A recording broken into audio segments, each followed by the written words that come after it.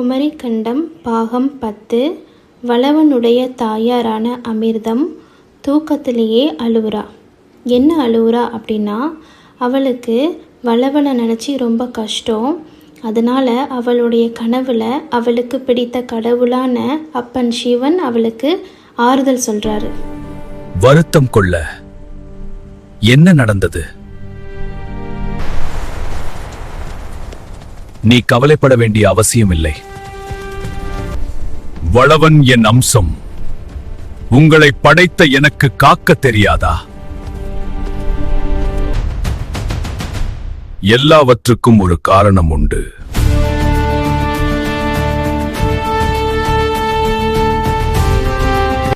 சிற்பி குத்தி துளையிட்டும் போது அமைதியாக தாங்கிக் கொண்டால் நீ மேன்மை அடைவாய். கோவில் சிலையாகி அனைவரும் கும்பிடப்படுவாய். இல்லை என்றால் படிக்கல்லாகி மிதிக்கப்படுவாய்.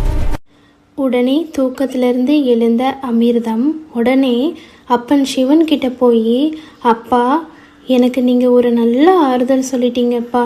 இனிமேலிருந்து வளவனை நினச்சி நான் கஷ்டப்பட வேண்டிய அவசியமே இல்லை. அது மட்டும் இல்லாமல் ஒரு வாக்கு கொடுத்தீங்களே, வளவன் என்னுடைய அம்சம் அப்படின்னு சொன்னீங்களே, இதுக்கு மேலே எனக்கு பெரிய ஆறுதல் எங்கே இருந்து எனக்கு கிடைக்கும்?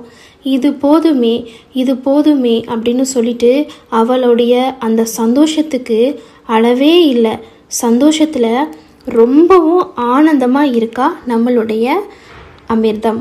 அதுக்கப்புறமா இங்கே வளவன், அதுக்கப்புறமா கண்மணி, அப்புறம் கருடன் 3 பேரும் அன்னைக்கு நைட்டு தூங்கினாங்கல்ல, அந்த சீன் தான் இப்போ வருது. அப்போது கருடனோட அந்த வார்மில் 3 பேரும் ரொம்ப இனிமையாக அந்த இரவை கழிக்கிறாங்க. அதுக்கப்புறம் மறுநாள் ஆகுது. அப்புறம் கொஞ்சம் கொஞ்சமாக சன்னும் ரைஸ் ஆகுது, மழையும் நிற்கிது. அப்போது வளவன் சொல்கிறான், நம்ம இப்போ நம்மளுடைய பயணத்தை தொடங்கலாம் அப்படின்னு சொல்லிட்டு வளவன் சொல்கிறான். அப்போது கொஞ்ச நேரம் கழித்து வளவனுக்கு என்ன தோணுச்சு அப்படின்னு தெரியல.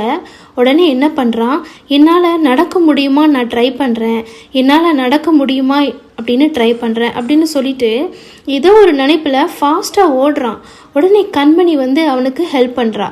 ஆனால் வளவனை பொறுத்த வரைக்கும் பிறவிலே அவனுடைய 2 கால்களுமே செயலிழந்து தான் இருக்குது. அவங்களுடைய பயணத்தை தொடங்குறாங்க. காடு, மலை, கிங்டம் அப்படின்னு சொல்லிட்டு எல்லா இடத்தையும் தாண்டி யாளிகளின் காட்டுக்கு போகிறாங்க.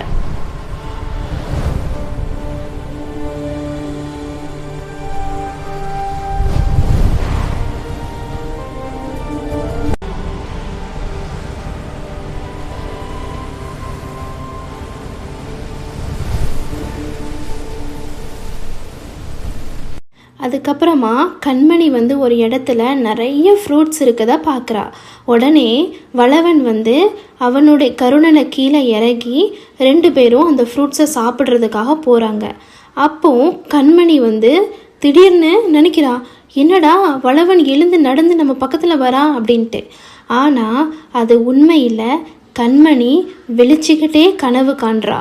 அப்போது அவளுக்கு அது கூட சந்தோஷமாக இருக்குது, வளவன் எழுந்து நடந்து வரான் அப்படின்ட்டு. வளவனையும் கண்மணியும் பொறுத்த வரைக்கும் அவங்க கிட்டத்தட்ட காதலர்கள் மாதிரி தான். ஆனால் என்ன, காதலை மட்டும்தான் ஒருவருக்கொருவர் சொல்லிக்கொள்ளலை. அதுக்கப்புறமா அவள் முழிச்சிக்கிறா. அதாவது அவள் தூங்கவே இல்லை, முழிச்சிக்கிட்டே கனவு காண்றா. அப்புறம் சடனாக அவளுக்கு எல்லாமே ரிமெம்பர் ஆகி ஓகே அப்படி சொல்லிட்டு ஒரு ஃப்ரூட்டை எடுத்து வளவன் கிட்ட கொடுக்குறா.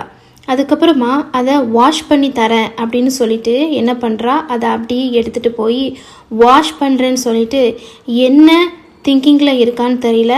உடனே போய் வாட்டரை பார்த்ததும் அவளுக்கு அந்த வாட்டர் ரொம்பவும் பிடிச்சி போயிடுது. அதை அப்படியே எடுத்து அவளுடைய தலையில் ஊத்துறா. அதாவது கொஞ்சம் கொஞ்சமாக தண்ணி எடுத்து அவளை சுத்தப்படுத்திக்கிறா. வளவன் இதெல்லாம் பார்க்கக்கூடாதுன்னு சொல்லிட்டு அங்கேருந்து இறங்கி தனியாக போயிடுதான், ஊந்துக்கிட்டே போயிடுதான். அதுக்கப்புறமா என்ன பண்ணிட்டாங்க, ஃபைனலி அவங்க யாளிகளின் காட்டுக்கு ரீச் ஆயிட்டாங்க. எவ்வளோ கஷ்டப்பட்டிருப்பாங்க. 3.5 மாதம் ட்ராவல் அப்படின்னா சும்மாவா?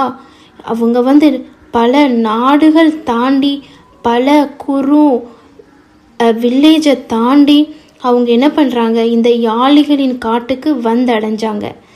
ஏன் கண்மணி தனியாக போகலாமே, ஏன் இவனோட வரான்னா, கண்மணிக்கு வழி தெரியாது, வளவனுக்கு மட்டும்தான் வழி தெரியும். அதனால தான் 2 பேரும் சேர்ந்து இந்த யாளிகளின் காட்டுக்கு ரீச் ஆயிட்டாங்க. அதுக்கப்புறமா நம்மளுடைய கருடா என்ன பண்ணுது, சாப்பிட்றதுக்காக எப்போதும் போல் தனியாக பறந்து போயிடுது. அதுக்கப்புறமா வளவன் என்ன பண்ணுறான், கொஞ்சம் கொஞ்சமாக ஊந்து என்ன பண்ணுறான், ஒரு பழைய பில்டிங்கை பார்க்குறாங்க. அது ஒரு கைவிடப்பட்ட கோவில் மாதிரி இருக்குது. அது அப்பப்போ அங்கே இருக்கக்கூடிய அந்த எழுத்துக்கள் மந்திர எழுத்துக்கள் மாதிரி இருக்குது. அது அப்பப்போ பிளிங்க் ஆகுது. அப்போது 2 பேருக்குமே அது கைவிடப்பட்ட கோவிலாக இருந்தாலும் யாரோ இருக்கிற மாதிரி தோணுது. அப்போ சடனாக ஏதோ உரும்புற மாதிரி ஒரு சவுண்டு கேட்குது. என்னன்னு பார்த்தா ஒரு நாய் யாழி நல்லா கம்பீரமாக கர்ஜனையா கருன்னு அவங்க முன்னாடி நிற்கிது. அமிர்தத்துக்கு ஹார்ட் பீட்டே நின்ன மாதிரி இருக்கு. அமிர்தத்துக்கு உடம்பு நடுங்குது. ஆனால் வளவன் கொஞ்சம் கூட கடுகளவு கூட அவனுக்கு பயமே இல்லை. அப்படியே அமைதியாக இருக்கான். ஏன்னா வளவனை பொறுத்த வரைக்கும் அவனுக்கு பயம், ஆசை, வெறுப்பு, கோபம் எதுவுமே இல்லை. அவன் ஒரு வார்த்தை சொல்கிறான், அமைதி கொள்.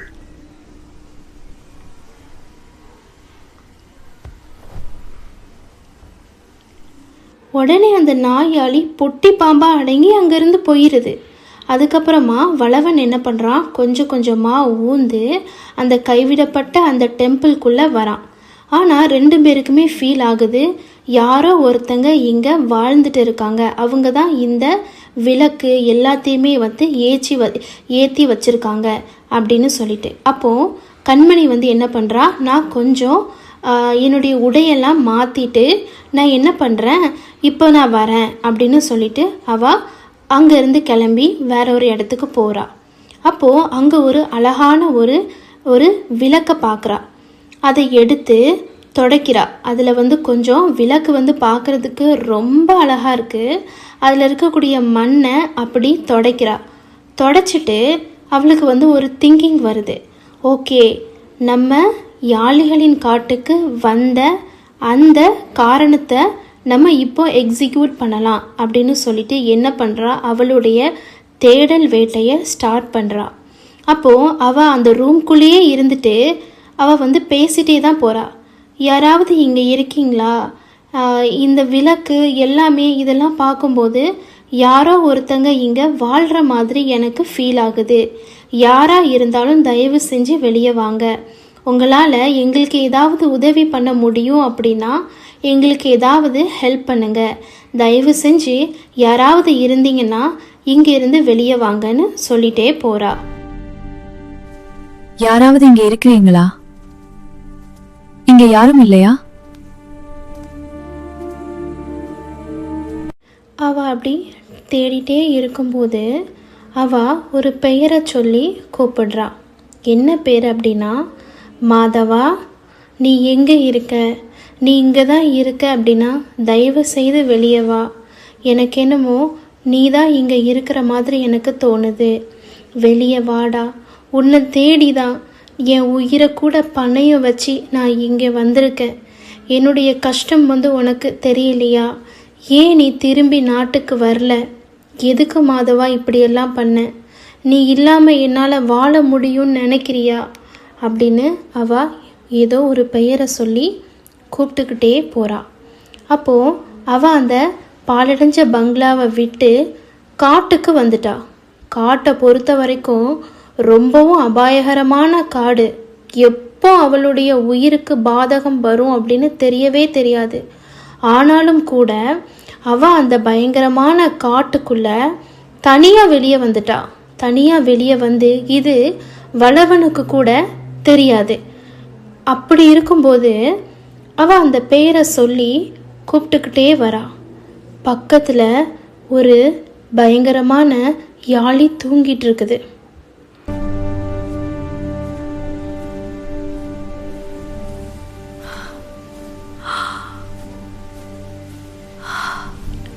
அந்த கஜ யாழியை கடந்து நடந்து வரா.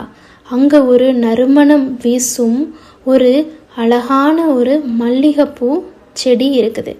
அதில் இருக்கக்கூடிய வாசம் அவளை ரொம்பவும் கவருது. பக்கத்தில் அப்படி மெதுவாக போகிறா. மெதுவாக போய் அவளால் அதை முகர்ந்து பார்க்காம இருக்கவே முடியல. சரின்ட்டு முகர்ந்து பார்க்குறா. இப்போந்தான் அவளுக்கு மிகப்பெரிய ஆபத்து காத்துட்ருக்கு. அதாவது இந்த நறுமணம் வீசக்கூடிய மலர்கள் பக்கத்தில் தான் சிங்கமுகையாளி எப்போதுமே இருக்கும். அப்போது சடனாக ஒரு சவுண்டு கேட்குது.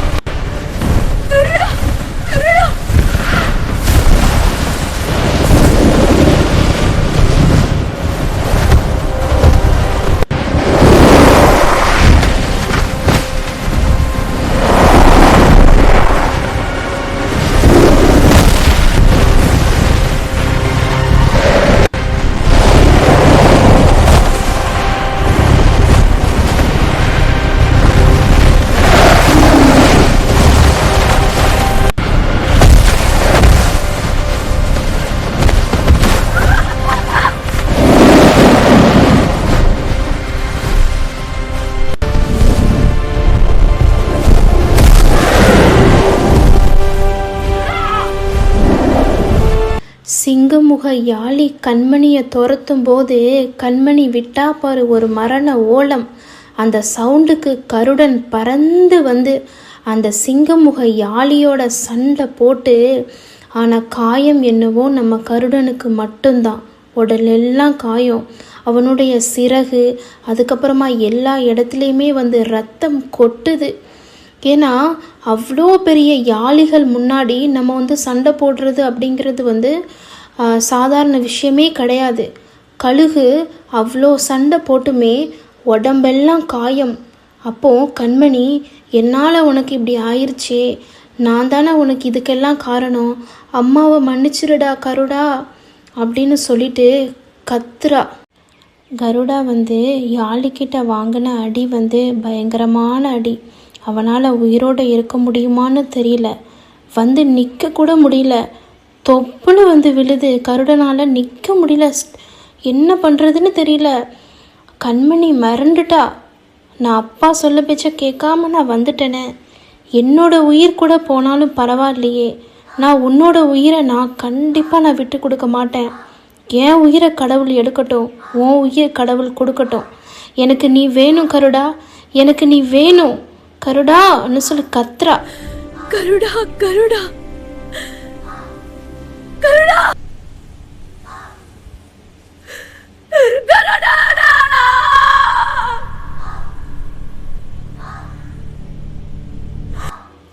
லாஸ்ட்டாக ஒரு முறை கருடா மெதுவாக தலையை தூக்கி அவளை பார்த்து, எனக்கு ஒன்றும் இல்லை அப்படின்னு சொல்லிட்டு தொம்முன்னு தலையை கீழே போட்டுருது. அவளுக்கு நெஞ்சே உடஞ்சி போச்சு. கருடான்னு அலறா. வந்துடுடா, திருப்பி வந்துடுடா, நீ இல்லாமல் என்னால் இருக்க முடியாதுடா, கடவுளே என் உயிரை எடுத்துக்கோ, என் கருடனை திருப்பி கொடுத்துரு அப்படின்னு சொல்லிட்டு அலறுதா. இதுக்கப்புறம் என்ன நடக்குது அப்படிங்கிறத நம்ம பார்ட் 11 பார்க்கலாம். தேங்க்ஸ் ஃபார் வாட்சிங். சப்ஸ்கிரைப் பண்ணுங்கள். தேங்க்யூ.